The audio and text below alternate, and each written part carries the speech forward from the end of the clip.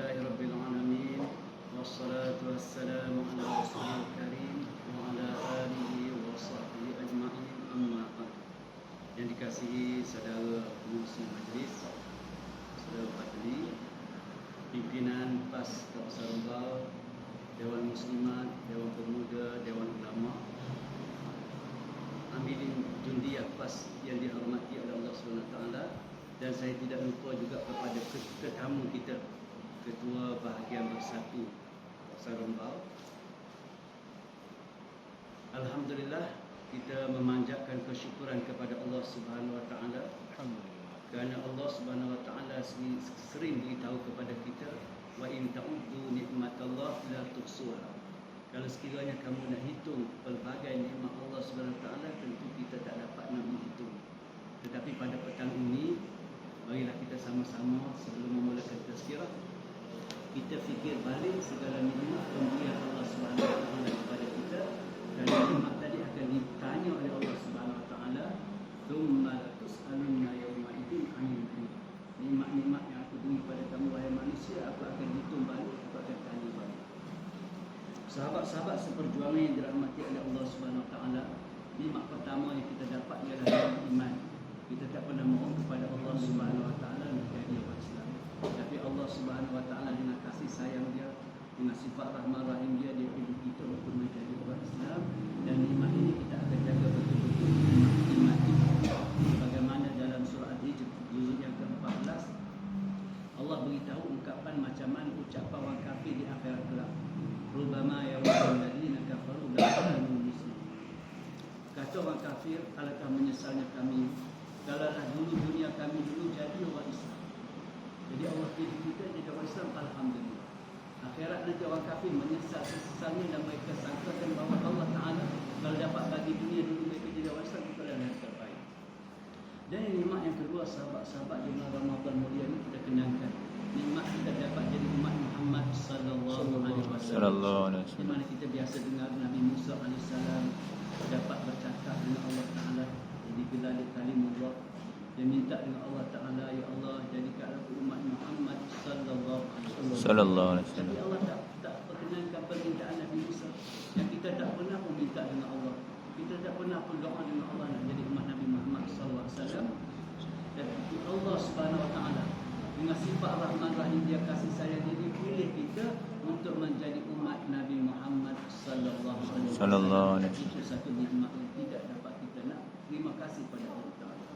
Sahabat-sahabat seperjuangan yang dirahmati oleh Allah Subhanahu Wa Ta'ala. Yang ketiga, nikmat yang ketiga yang besar juga sahabat kita kena ingat, di mana Allah Ta'ala beritahu dalam surah Al-Baqarah, "Wal takum minkum ummatun yad'una ilal khair ya'muruna bil ma'ruf wa ta'muruna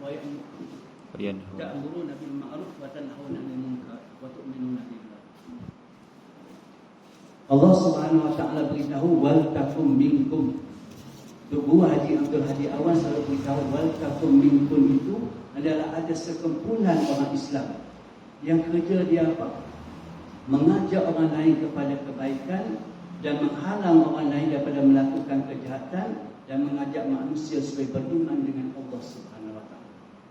Jadi kita bersyukur kepada Allah Subhanahu Wa Ta'ala.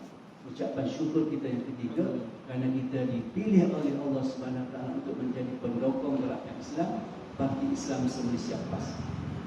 Di mana kita kena ingat, bila kita bersama dengan PAS, 3 unsur penting yang kita kena ingat. Pertama sekali, kita jamaah dakwah. Yang kedua, kita jamaah tarbiyah. Yang ketiga, kita jamaah siasat.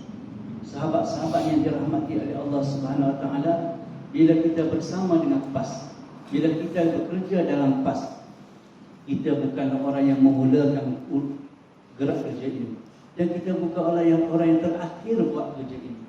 Kita kena ingat, ulama-ulama gerakan Islam pesan pada kita yang melakukan gerak kerja dalam harakat Islamiah, kita bukan orang yang memulakan perjuangan ini, dan kita bukan yang terakhir terhadap perjuangan ini. Kita bukan orang yang mula-mula. Maksudnya apa, sahabat-sahabat?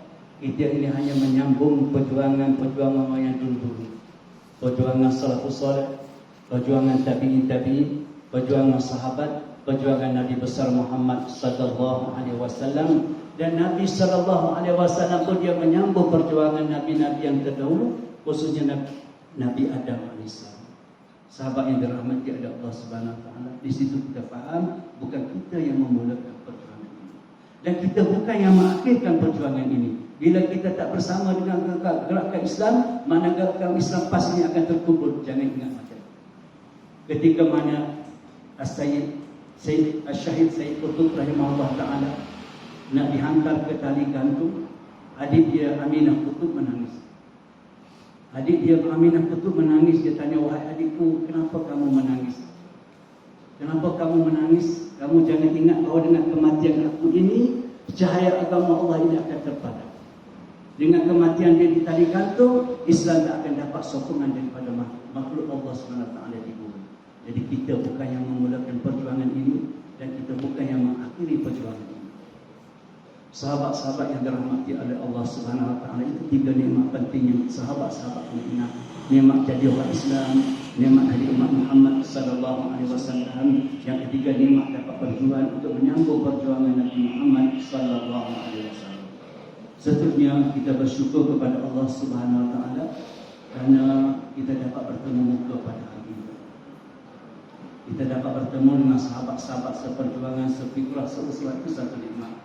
Di mana Nabi sallallahu alaihi wasallam beritahu, Ar-Rahimuna yarhamuhumur Rahman tabaraka wa ta'ala, irhamu man fil ard yarhamkum man fis sama. Ar-Rahimuna, orang yang berkasih sayang. Kita jumpa pertama ini dengan sifat kasih sayang yang Allah tanamkan dalam diri kita, dengan tarbiyah-tarbiyah yang kita terima dalam puasa. Orang yang berkasih sayang akan disayangi oleh Allah Ar-Rahman tabaraka wa ta'ala. Nabi sambung, irhamu man fil ard, kasihilah orang di bumi, yarhamkum man fis sama, dan saya kamu akan dikasihi oleh penghuni. Sahabat-sahabat yang dirahmati oleh Allah Subhanahu wa taala, alhamdulillah hari ini kita masih lagi bulan Ramadan, pasal yang kedua. Pasal yang pertama pasal rahmat, pasal yang kedua pasal keampunan, pasal yang ketiga pasal pembebasan daripada api. Kita dalam pas sahabat-sahabat kita ditarbiyah mengikut manhaj tarbiyah gerakan Islam. Dalam bulan Ramadan, antara tumpuan tajuk yang kita akan beri dalam tazkirah kita ialah tarbiyah ruhiyah dan tazkiyah nafsiyah. Tarbiyah ruhiyah dan tazkiyah nafsiyah itu ada dalam silibus usrah kita untuk membina kemantapan adalifas rohani dan jasmani. Ia ada dalam buku peringkat tamfisan. Kita dalam tarbiyah pas kita ada peringkat takrif, kita ada tahap kedua takwin, tahap ketiga peringkat tamfiz. Tamfiz kita ada dua buku, takrif kita ada dua buku, takwin ada buku yang pertama tamfiz, bab yang ke-6, bab yang ke-7, bab yang ke-6 membicarakan tentang tazkiyatun nafs, pembersihan jiwa raga kita. Bab yang ke-7 membicarakan tentang tarbiyah ruhiyah. Sahabat-sahabat yang dirahmati oleh Allah Subhanahu wa taala, alangkah baiknya bulan Ramadan ini, dan kita masih berbaki lagi lebih kurang 2 minggu, peluang kita untuk mengamalkan perkara-perkara yang disarankan dalam jamaah kita, dalam tazkiyah nafsiyah dan tarbiyah ruhiyah. Sayyid Hawa rahimahullah ta'ala, Sayyid Hawa ini tuan-tuan, untuk pengetahuan tuan-tuan, dia merupakan nakib usrah kepada Tuan Guru Haji Abdul Hadi Awal dan Ustaz Rutai semasa mereka berdua belajar di Universiti Islam Madinah. Dan Sayyid Hawa itu merupakan anak murid kepada Syekh Mustafa Sibai, yang pemuda Pas Ramrau menjadikan dia sebagai salah satu teks dalam Islam, iaitu sirah dan pengajaran. Kata Sayyid Hawa rahimahullah ta'ala, untuk penyucian jiwa, sebagai langkah awal penyucian jiwa, dia mengandungi 13 elemen penting. Daripada 13 itu ialah termasuk ialah puasa. Puasa ini merupakan pembersihan jiwa kita, ataupun dia panggil tazkiyatun nafs. Sahabat-sahabat yang dirahmati oleh Allah Subhanahu wa taala, jadi kita kena ingat Allah Subhanahu wa taala beritahu dalam Quran, innan nafsa la'ammaratun bisu'. Sesungguhnya nafsu itu akan menyuruh kita benda-benda yang tidak, benda-benda yang kecil, benda-benda yang mungkar. Dan setiap kita ada nafsu itu, dan kita sekali-kali tidak boleh membuangi nafsu, tapi kita memandangkan dan melemahkan nafsu boleh. Jadi itu tujuan tazkiyatun nafs, ialah untuk memendamkan dan mengalahkan nafsu kita. Jadi kita kena ingat, nafsu kita ini akan ammaratun bisu, suruh benda-benda yang tak elok. Kalau kita makan, kita nak makan banyak. Kalau kita cari harta, kita nak cari harta banyak dan berbangga dengan harta tadi. Ini dia jadi ikut dan nafsu. Jadi nafsu kita ini kita kena ingat, kita buang sifat-sifat buruk tadi, kita kena masukkan dia sifat-sifat mahmud dan terpuji. Ini kita secara ringkas untuk tazkiyatun nafs. Sahabat-sahabat yang dirahmati oleh Allah Subhanahu Wa Taala, untuk seterusnya kita tengok pula macam mana tarbiyah ruh. Tarbiyah ruh yang disarankan oleh fakih Islam Malaysia PAS terhadap ahli dia, amili dia, jundiah dan qiyadah. Dalam tarbiyah ruhiyah ahli PAS, dia mesti ada lima penting. Pertama sekali dia panggil tarbiyah ruhiyah mu'ahadah. Yang kedua, tarbiyah ruhiyah ini dia panggil muraqabah. Yang ketiga dia panggil muhasabah. Yang keempat dia panggil mu'aqabah. Dan yang kelima dia panggil mujahadah. Seluruh Malaysia ahli PAS dalam mentarbiyah ruhiyah dia mesti ikut silibus yang ada dalam manhaj usrah peringkat tanfiz 1. Itu ada 5. Kena ingat, pertama sekali dia panggil tarbiyah ruhiyah dari sudut muahadah. Setiap hari ahli PAS dilatih untuk berkata-kata dengan diri dia sendiri. Sebagaimana dalam kitab Bidayah Imam Ghazali mengajar kita macam mana kita berbicara dengan nafsu diri. Dalam PAS pun diajar, di mana setiap ahli PAS hendaklah berbicara dengan diri dia. Muahadah makna ikat perjanjian. Berjanji dengan diri dia, berazam dengan diri dia. Dia akan bercakap diri dia, wahai diri, kenapa kamu hari ini malas sangat untuk taat pada Allah Ta'ala? Kenapa kamu hari ini malas sangat untuk menyebut Allah Subhanahu Wa Ta'ala? Adakah kamu kira kamu sudah banyak pahala untuk beli syurga Allah? Adakah kamu kira kamu akan selamat dalam alam barzakh? Kita kena cakap dengan diri kita. Ini tarbiyah PAS ajar pada kita dalam peringkat tanfiz buku 1. Secara ringkas saya punya. Yang kedua, sahabat-sahabat, PAS mentarbiyah kita untuk tarbiyah ruhiyah, dia panggil peringkat muraqabah. Muraqabah ni biar kita rasa kita sentiasa dalam pengawasan Allah SWT 24 jam. Setiap hari PAS dia mesti merasakan diri dia sentiasa diawasi oleh Allah SWT.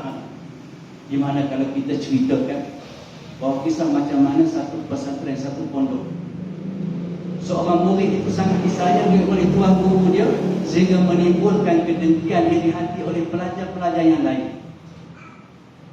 Maka tuan guru dia perasan murid yang dia sayangi dibenci. Maka tuan guru panggil murid dia semua. Dia bagi setiap seorang seekor ayam. Dia suruh pergi sembelih tempat yang tidak dilihat orang. Maka semua pergi, dan semua masing-masing bawa hasil sembelihan mereka.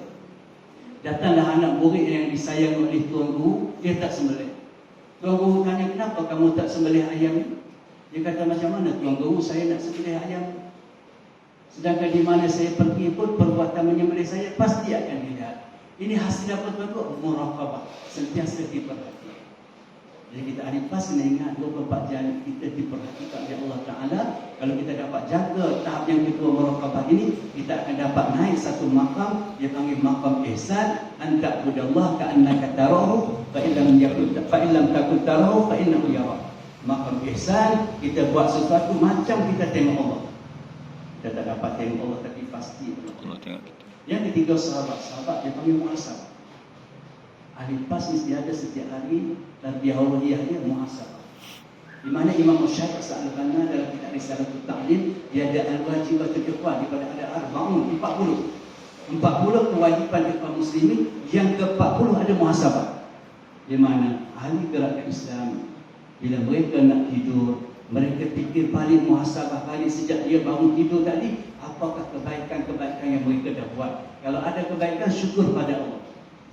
Bila mereka bangun tidur tadi sampai nak tidur balik tadi, ada perkara-perkara maksiat dia buat pada Allah Ta'ala, cepat-cepat istighfar pada Allah. Dan kalau ada kesalahan dia dengan manusia, cepat-cepat minta maaf. Ini peringkat bersahabat-sahabat, peringkat muhasabah. Jadi setiap hari ahli PAS mesti ada untukkan satu masa untuk muhasabah diri dia. Untuk yang keempat ialah peringkat muaqabah. Muaqabah maknanya mendera. Muaqabah maknanya mendera atau menghukum diri dia sendiri. Dalam kitab Durrus Thamid, kitab Durratun Nasir karangan Syekh Uthman Kaibawi, diceritakan Sayyidina Umar bin Khattab, dia ada satu buku catatan ringkas. Bila dia kekurangan ibadat dia, kita tahu Sayyidina Umar, Nabi kata lorong yang dilalui oleh Sayyidina Umar, syaitan pun tak berani lalu. Nabi kata kalau ada Nabi selepas itu Umar nak jadi Nabi. Dia hebat daripada ilmu strategi dan amalan. Tapi kalau dia tengok dalam catatan dia tu ada kekurangan untuk dekat diri kepada Allah Ta'ala, dia akan balik rumah, dia akan hutan badan dia sendiri.